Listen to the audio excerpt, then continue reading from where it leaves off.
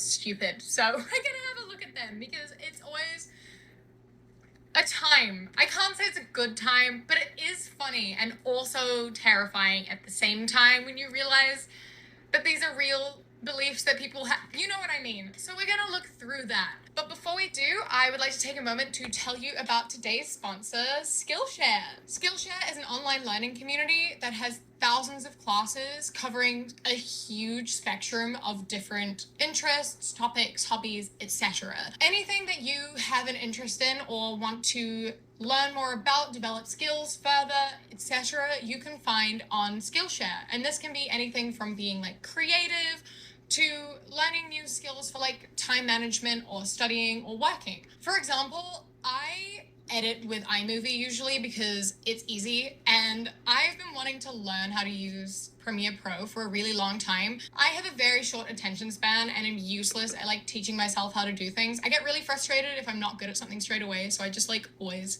give up.